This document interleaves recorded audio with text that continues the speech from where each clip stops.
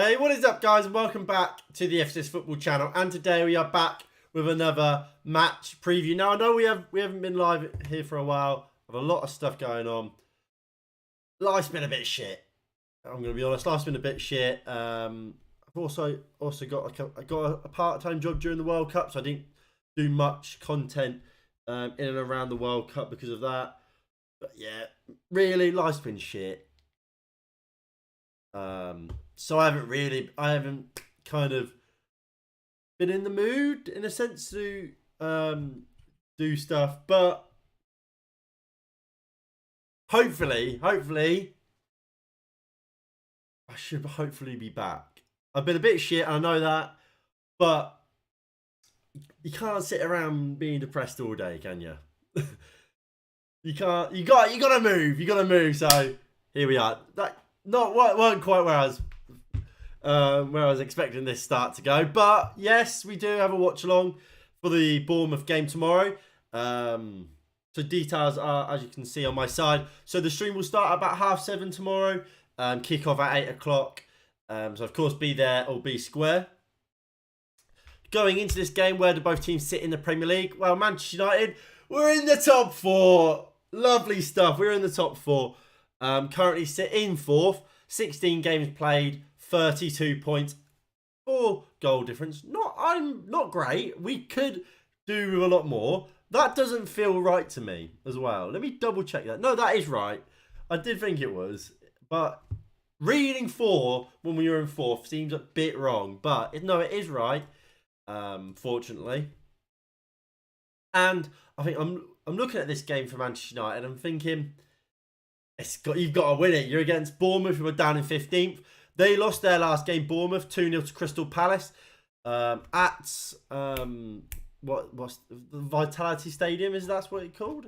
Yeah. Let's not even. I don't want to talk about the Vitality Stadium because that place is a shithole. I mean, we will. It's got less than 10,000 capacity. How can a Premier League ground have less than a 10,000 capacity? That is madness, in my opinion. Madness. But, hey-ho, I guess. But, yeah, so Bournemouth, they're our opposition tomorrow. And let's be real, we should beat them. I don't think there's much more to really say about Bournemouth apart from the fact, yes, we should be beating them. Like I said, they lost 2-0 to Crystal Palace in their last game. So they're not coming into it in great form. While we, of course, we won our last game. We beat Wolves by 1-0. Marcus Rashford. Unfortunately, again, like I was saying earlier, I do have a job, so I couldn't do this watch along. But me and my manager was speaking. He's also a Manchester United fan, and we were saying games against Wolves always go the same way for us.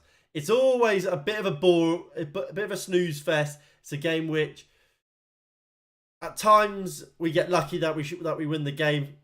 AKA David De Gea makes a couple world-class saves, like he did, and in the end we win it 1-0.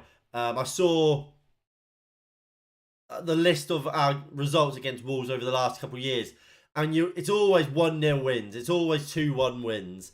It's never a straightforward win, but we did win the game, and we did play well in that game. And I think you're starting to see more and more what Erik ten Hag's system and teams are all about.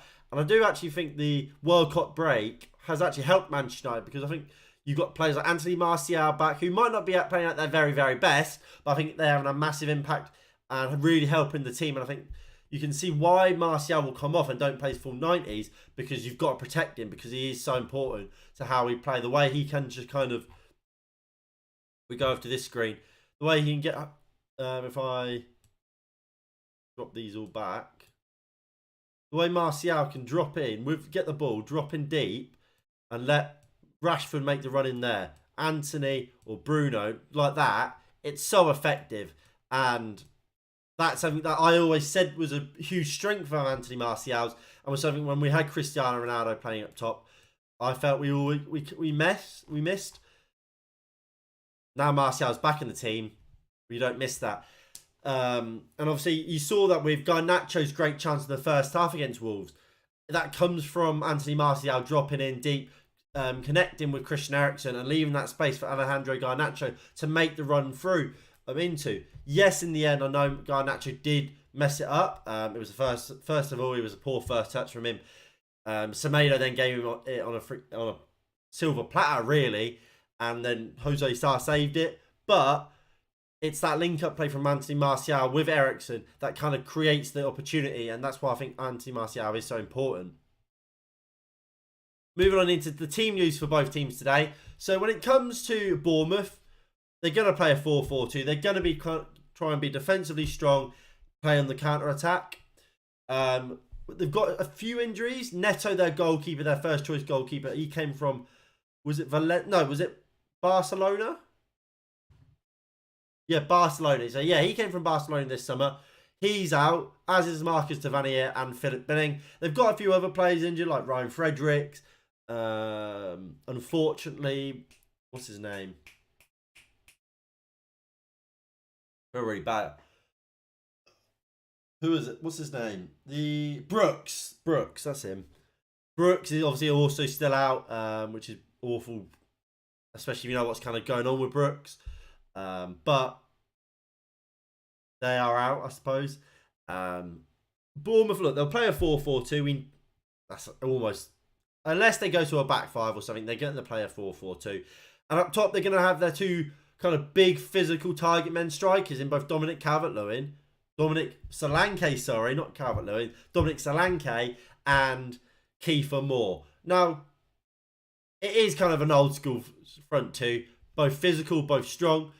That doesn't mean that they don't have other facets to their game. Solanke, very good in the channels. If he gets forced there, I think he's a very good kind of all-round striker for a team like Bournemouth. And I think it shows that. You look at Bournemouth, he's their second top goal scorer this season with 4 goals. And he's their top provider with 3 goals or something like that. He's got at least he's got the most kind of goal involvements this season for Bournemouth. So that's why I've kind of pinpointed him as their main man for this game. I think if they can get Solanke on the ball, running at our defenders, he could be a real hassle. That being said, do I imagine we're going to see that lot? No, I don't. I think he will be very much a part of a defensive unit. Who's going to win the league and why is it Arsenal? It probably is Arsenal. That being said, I mean, if I go to, not this screen, we'll go to this screen. Right. So hide these. I'm just gonna toot my own horn a little bit here.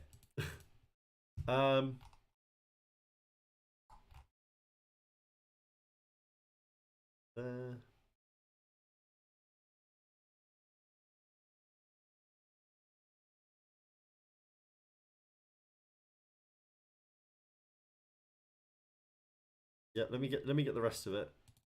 There we go. So that was my Premier League predictions at the start of the season. I got laughed at when I did this.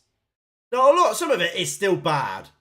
Like, realistically, Brentford and Bournemouth and Brentford and Fulham aren't going down. If we come up, Aston Villa and Leicester aren't doing that well. But top 4, Liverpool, Man City, Man United and Arsenal. Now, I know Man City have just lost to Brentford. So, it's not a good timing for me to say them. But, me saying Chelsea and Tottenham weren't going to get top 4, I got ridiculed for. I got said, you're fucking stupid. Of course they're going to get top 4. Man United and Arsenal don't have a chance. Well, who's laughing now? Might have got them in the wrong order. It probably will end up being... I mean, it's still hard to count out Man City. I have to say, I do still find it hard to say Man City aren't going to win the league. Because Man City are so good. And you always think Arsenal somehow will slip up because of just their history. And you look at last season, even though I think there's a lot of factors around why they didn't get top 4 last year, there's always a chance something like that could happen. And it feels, especially with a team like Arsenal, it feels. That being said, I predicted that they'd be very good this year. I said I don't think Spurs and Chelsea would be that good. I knew they'd get top four, and I always thought Arsenal would be a good side, and they could quite easily win this league. It's a crazy place, crazy time we live in. You predicted Arsenal will get top four. No, not top four. 92 points after the World Cup. I mean, it's not as impressive saying it after the World Cup, is it? When we've already seen how good Arsenal are, but they do look like the real deal. They do really look like the real deal at the moment. Just they look so good. But when it comes to Manchester United, we've got some team news for us. Going back to this game. So when it comes to Manchester United, we've got a few players out. Jadon Sancho, he's back in Manchester United training. Obviously, he has had a prolonged time out of training, out of the squad. I'm not 100% sure we all know really what it is. I think it was just mentally kind of he weren't there. Stuff was going on with his family and stuff, so he just wanted the mindset to be playing, and fair enough. But he's back in training now, but he will not be in the squad for today's game or tomorrow's game. He just physically won't be there, and like I say, he's only just returned to training after months out, so he just won't be ready. McTominay's got an illness that saw him sit out for the Nottingham Forest game. So, why have I done Wolves as our last game? Well, no, Wolves was our last game. Nottingham Forest was before Wolves. I'm being stupid. So yeah, McTominay sat out for both Wolves and Nottingham Forest games due to illness. Looks like he'll also miss this game for illness. Diogo Dalot and Martinez. Dalot had a bit of an injury and has returned to training a few days ago. So chances are he'll be at least in the squad. Whether or not he'll be starting or not is a different question. But he's been back in training. And Lisandro Martinez, off the back of winning the World Cup, is once again back in training. So there's a chance he will feature today or tomorrow. All that being said, I mean, do you think 92 points will be enough? See, I'm not very good with points. How many points did Man City get last year when they won the league? 93. Yeah, no, 92 points will be enough this year, for sure.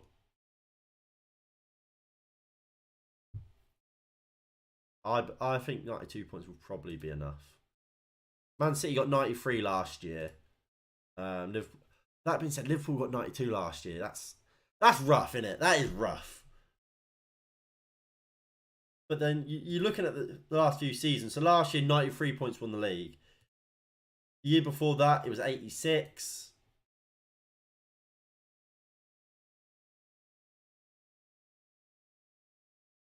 Then it was 99 for Liverpool.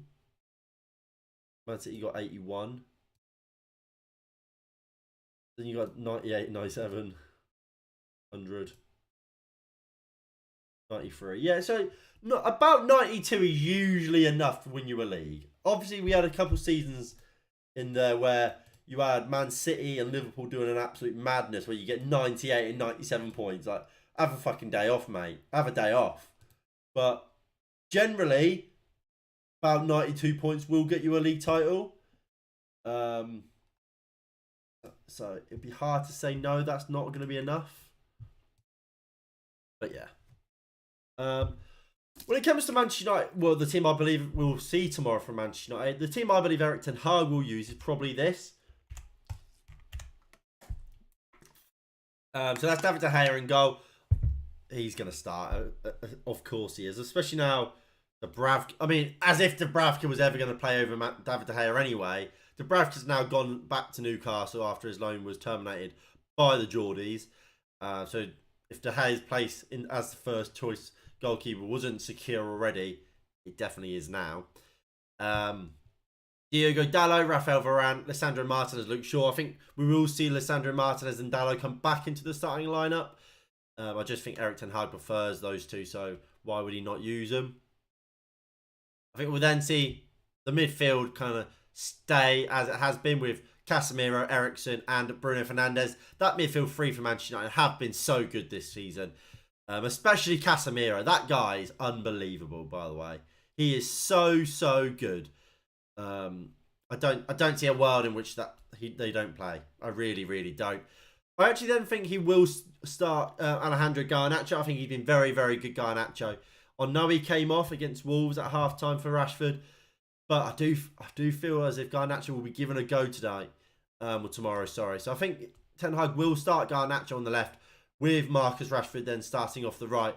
And then, like I say, Anthony Martial's got to play, and I think he will start up top for Manchester United. I don't see who else plays that central number 9 role for United apart from for Martial.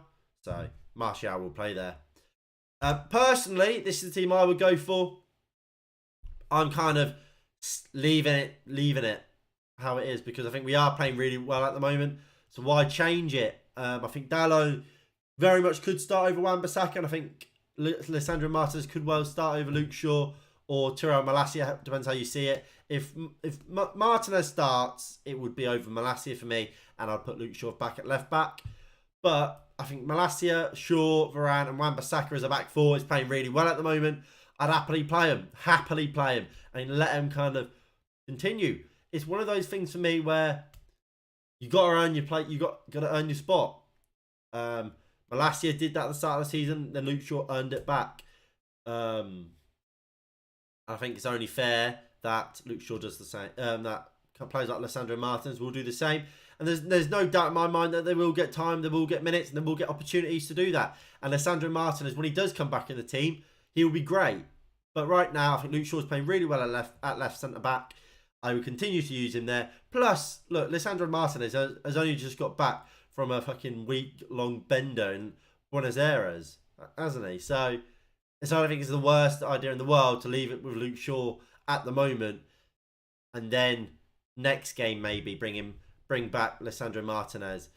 Maybe even you bring on Martinez for the last 20 minutes in this game. Midfield-wise, again, you stay with a team that's been working, stay with a formula that has been so effective this season for Manchester United in Casemiro, Eriksen, Bruno Fernandes. Unbelievable, aren't they? They are so good. And like I say, Casemiro, I knew he was good from his time at Real Madrid. We watched the Champions League final here on this channel, and I was so complimentary of Casemiro in that game. I was going on and on about how good I felt he was that game and how I thought he was man of the match. And my God, he's come in and not only proved what I was saying in that night right, but I think he's gone up a level. I always knew, ball-winning wise, he was unbelievable. I never thought he was on the ball was so good as well. He is absolutely unbelievable, Casemiro. He really is. So I'm so happy he is part of our midfield. I really am. Moving into the front line again, Marcus Rashford and Anthony Martial have to play. They're playing well together. I think they've got that connection. I think we've always known they've got a connection, and I think we are seeing that with those two together. Anthony, look, he's got a lot of criticism at the moment and a lot of critics.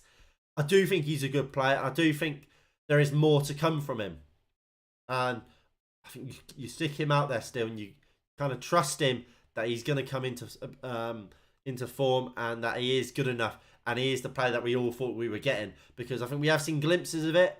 I remember Everton when he scored a goal against Man City. He was great. I think he had a tough World Cup. He didn't play as much as he would like. Obviously, they went out in a very disappointing fashion to Croatia on the penalty shootout. And I think that might still be playing on his mind a little bit. Obviously, we've also had the horrific news about Pele passing away. As a Brazilian, maybe there's a little bit of that in him as well. But I do think Anthony is a top player. And I think we are going to start to see the best of him soon. So I would stick with him. So,